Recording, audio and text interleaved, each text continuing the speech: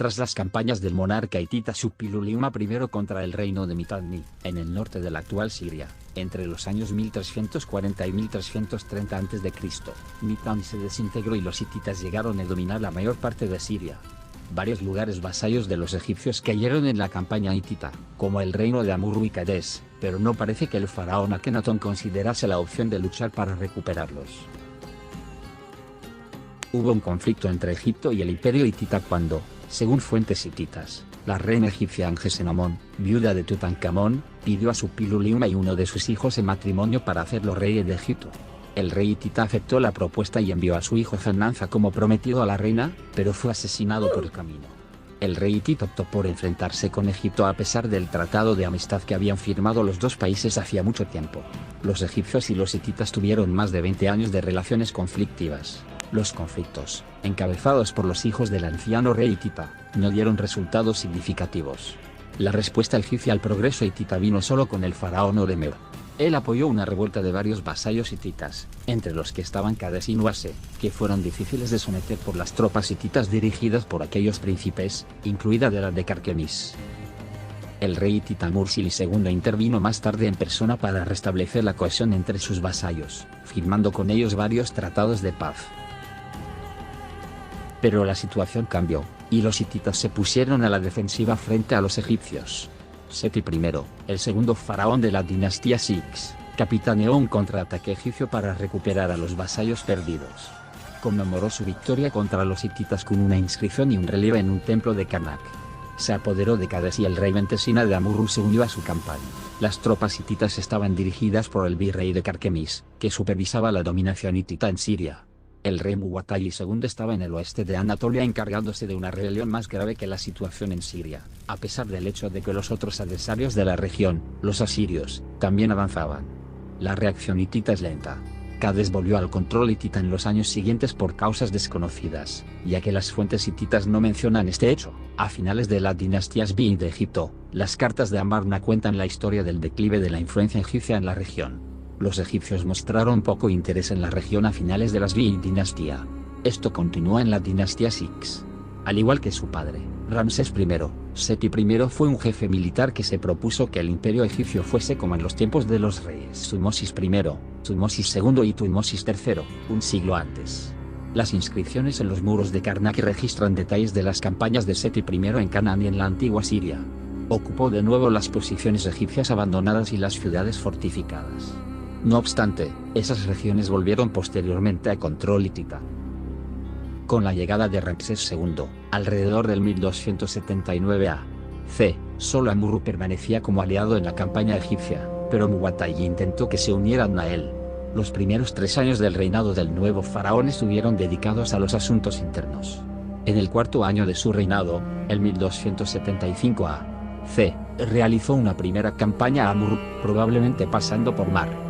Dejó una estela en Nar el-Kelb, en la costa central del Líbano. Esta expedición se hizo para mostrar el apoyo a su vasallo contra los hititas. En mayo del 1274 a.C., el quinto año de su reinado, Ramsés II comenzó una campaña desde su capital, Pi-Ramsés, el moderno Cantir. El ejército se trasladó a la fortaleza de Edgel y fue por la costa hasta Gaza. Existen argumentos atendibles que indican que el campo de batalla de Cades se eligió de común acuerdo entre ambos bandos enfrentados. La deserción de Amurru en el invierno de 1302 a.C. fue considerada por los hititas como una violación al tratado Seti Mursilis, y así se manifestó a la corte de Ramsés en misión diplomática al año siguiente. Aunque no existe prueba documental, fuentes indirectas señalan que Muwatalli dio todos los pasos legales necesarios, como acusar formalmente a Ramsés de haber instigado la traición de su vasallo Amurru, planteando un juicio contencioso a través de un mensajero que arribó a Pi-Ramsés a principios del invierno de 1301 a.C. Ese mensaje, prácticamente copia textual del que su padre Mursilis había enviado años antes, concluía que, ya que las partes no podían ponerse de acuerdo acerca de los territorios en disputa, la contienda legal debía ser resuelta por el juicio de los dioses, es decir, en el campo de batalla.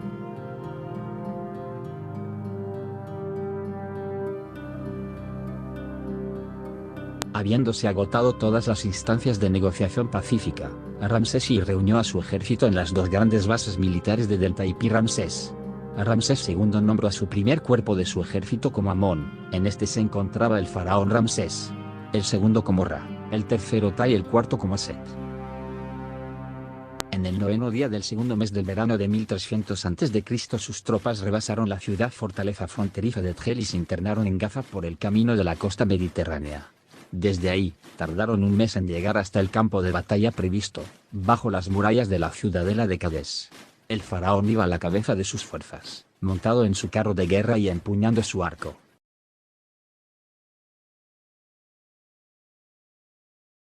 El rey del imperio hitita Muwatalli II no se quedó atrás, reunió un gran ejército y suministros y se preparó para el encuentro con Ramsés y para defender la ciudad de Cades. Así que se dirigió al lugar de la batalla. Los 4 cuerpos del ejército egipcio tomaron diferentes caminos, por lo que se encontraban muy lejos entre sí. Esta práctica era tan común y se hacía con el fin de abastecer mejor a los cuerpos del ejército con los recursos del terreno. Poco después de cruzar el río, las tropas faraónicas capturaron a 2 beduinos Sasu, los que fueron reconducidos ante Ramsés para que los interrogara. Para contento del faraón, los prisioneros aseguraron que Muwatalli y el ejército hitita no estaban en la llanura de Cades como se temía, sino que se encontraban en Caleb, una localidad situada al norte de Tuñib. El boletín de guerra que acompaña al poema afirma que los 2 hombres fueron instruidos por los hititas para suministrar a los egipcios información de inteligencia falsa, haciéndoles creer que habían llegado primero y tenían, por tanto, la ventaja. Sin embargo, es bastante ingenuo pensar que los egipcios realmente creyeron a dichos informantes o que siquiera dichos informantes existieran. Llegar antes al lugar de la batalla tenía una importancia táctica enorme en la Edad del Bronce, a tal punto que una diferencia de algunas horas podría definir el curso de una guerra. Las enormes dificultades logísticas de la época hacían muy difícil la preparación de un enorme ejército para combatir, con más razón cuando, como en este caso, hombres y animales necesitaban tener oportunidad de comer y descansar luego de una marcha forzada de 800 kilómetros que les había llevado más de un mes. Al enterarse de que los hititas no se encontraban ahí, Ramsés vio la oportunidad de esperar un día a los otros 3 cuerpos para enfrentar al enemigo con sus fuerzas al completo, dándoles incluso 2 o 3 días para que se preparasen.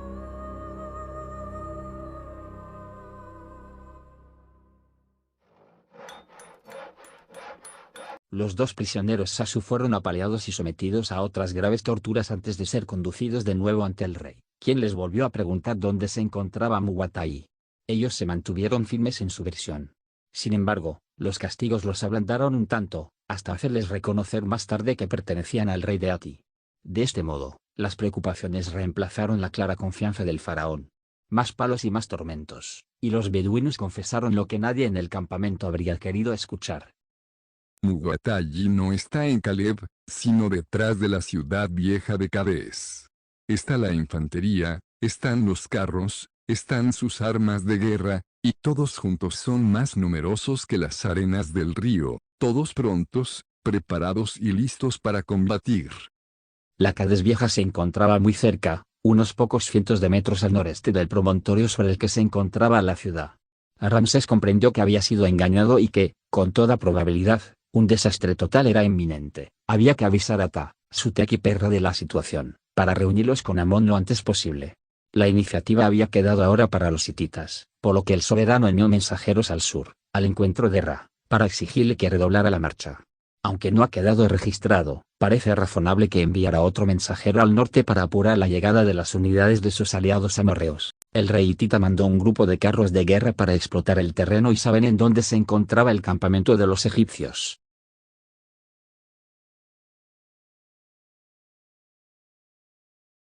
El ejército egipcio del faraón Ramsés II contaba con aproximadamente 20.000 hombres de infantería, entre ellos arqueros. Y además contaba con 2.000 carros de guerra, mientras que, el ejército hitita del rey Muwatalli II, contaba aproximadamente con 40.000 hombres de infantería. Y además contaba con 3.500 carros de guerra. Cuando el cuerpo de Ra estuvo a 500 metros del río, sobrevino la sorpresa. De la línea de vegetación de Al-Muqaddiya a la derecha de los egipcios en marcha, emergió una enorme masa de carros de guerra hititas, que se arrojaron sobre la columna. Los carros egipcios que custodiaban la derecha de la fila fueron arrollados y destruidos por la marea de vehículos, caballos y hombres que seguían surgiendo de entre los árboles y no daban muestras de terminar. Lanzados al galope, los carristas hititas supieron que debían aprovechar la enorme inercia de sus carros, y azuzaron aún más a las bestias, que en loca carrera aplastaron la derecha egipcia. Atravesando las filas de infantes como un fuego, los hititas siguieron hacia el oeste, destrozaron los carros de la izquierda y dispersaron a los enemigos, alanceándolos desde los vehículos. Las dos filas de carros egipcios se derrumbaron, su formación de marcha totalmente inadecuada para sobrevivir a un asalto lateral, se desintegró, y los pocos infantes sobrevivientes se dispersaron para ponerse fuera del alcance de las picas enemigas. La disciplina egipcia desapareció ante este ataque sorpresa, y antes de que los últimos carros hititas acabaran de salir de entre los árboles, el segundo cuerpo de ejército ya no existía.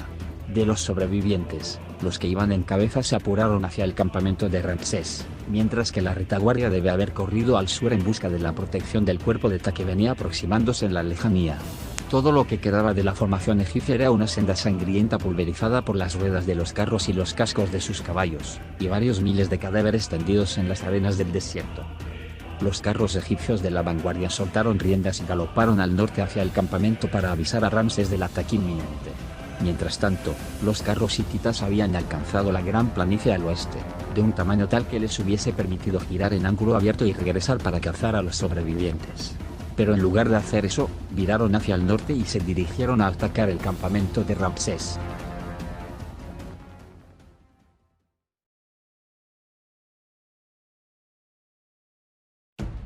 En pocos minutos, los carros hititas cargaron sobre el ángulo noroeste de la pared de escudos, la demolieron y penetraron en el campamento. La fila de escudos, el foso y las numerosas tiendas, carros y caballos trabados que encontraron a su paso comenzaron a detenerlos y a hacerles perder su inercia inicial, mientras que los defensores trataban de atacarlos con sus espadas copes en forma de guadaña. El asalto degeneró rápidamente en una salvaje lucha cuerpo a cuerpo. Los carros hititas se empujaban unos a otros porque el espacio interior no era suficiente para todos, de modo que muchos de ellos no pudieron ingresar y debieron luchar desde el exterior de la muralla de escudos y el foso defensivo.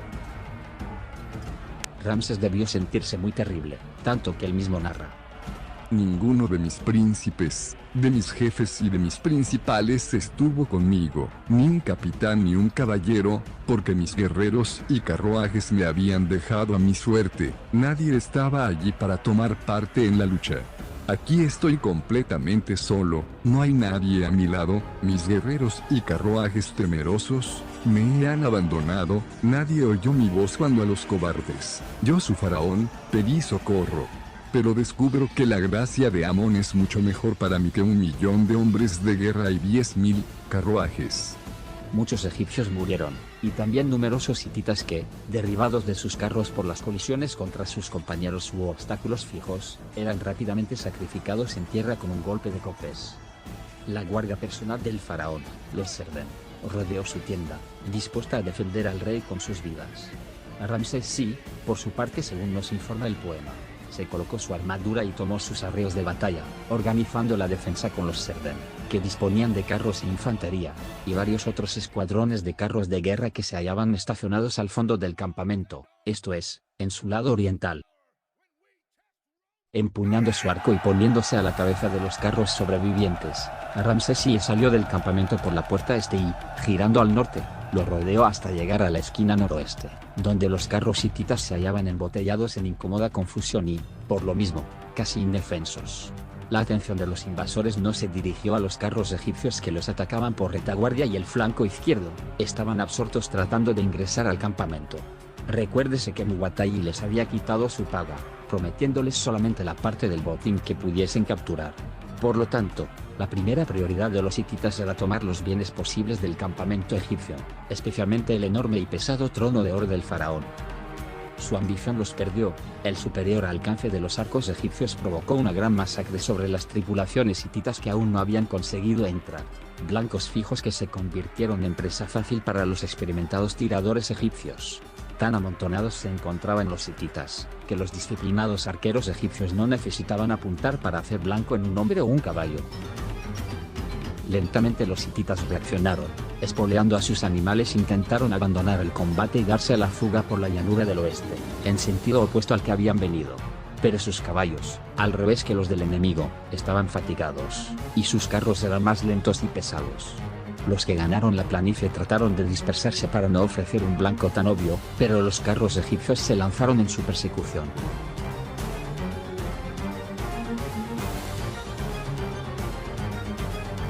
Muwatalli debía aliviar la presión sobre ellos a como diese lugar. Sabía perfectamente que el grueso de la fuerza egipcia ni siquiera había llegado, su tequita estaban aún de camino hacia Cádiz, y todo su plan se enfrentaba al desastre. En consecuencia, eligió pasar a la acción con una maniobra de distracción que le permitiese recuperar la iniciativa perdida, haciendo regresar a parte de las tropas que perseguían a las suyas y obligando a Ramsés a regresar a su campamento. Apenas asaltado el campamento por esta escasa fuerza, los carros hititas fueron arrollados por una gran fuerza de carros que llegaba desde el norte. Se trataba de los carros amorreos, los Nearim, que aparecían providencialmente en ese momento de zozobra egipcia. Más atrás venía la infantería pesada de Amurru. El reporte escrito en las paredes del templo funerario de Ramsés, en Tebas, dice textualmente a este respecto: los Nearim irrumpieron entre los odiados hijos de Ati. Fue en el momento en que estos atacaban el campamento del faraón y conseguían penetrarlo. Los Nearim los mataron a todos. Como un déjà vu de la primera parte del combate, todo se repitió. Los amorreos asaetearon con sus flechas a los carros hititas que luchaban por ingresar a través de una brecha en el muro de escudos. Al intentar retroceder para salir de allí y huir nuevamente a la relativa seguridad de la orilla oriental del Orontes, ocurrió otro hecho que selló la suerte hitita. Mientras comenzaban a vadear las aguas, hicieron su aparición desde el sur algunas unidades de carros que volvían de la caza y persecución de la otra fuerza, acompañadas por los elementos avanzados de carros e infantería pertenecientes al cuerpo de ataque se hacía presente en el momento preciso. La muerte llovió sobre los hititas en el camino hasta el río, en las orillas y aún en el centro del agua. Muchos fueron asaetados, otros aplastados por los carros y los más murieron ahogados al ser arrojados fuera de sus vehículos, agobiados y arrastrados al fondo por el peso de sus armaduras. Los prisioneros hititas, entre los cuales había oficiales de alta graduación, nobles e incluso realeza, fueron reconducidos también ahí, y debieron esperar en silencio la decisión que el faraón tomara sobre sus vidas. El poema dice que Ramsés recibió las felicitaciones de todos por su coraje y arrojo personal en la batalla, y que luego se retiró a su tienda y se sentó en su trono a meditar lúgubremente. Es cierto, Ramsés se había defendido exitosamente del ataque hitita. Sin embargo, las fuerzas egipcias de Amón, Ta, Set, Nearim y los pocos sobrantes de Ra, no eran suficientes para mantener la hegemonía egipcia en la región, y el rey hitita se dio cuenta de ello. Los deseos de Ramsés de sostenerse como potencia reteniendo Cádiz acababan de esfumarse y, en esas condiciones de derrota táctica y posible empate técnico estratégico, lo mejor era solicitar un armisticio. Cádiz quedaba en manos egipcias, pero era imposible que Ramsés pudiera quedarse ahí para cuidarla. Debería regresar a Egipto para lamerse las heridas de sus grandes pérdidas y ello representaría la restauración del dominio hitita sobre Siria. Por lo tanto, Muwatalli envió una embajada a solicitar la tregua y Ramsés, al aceptarla, reveló a los egipcios una debilidad que se confirmaría por los hechos posteriores.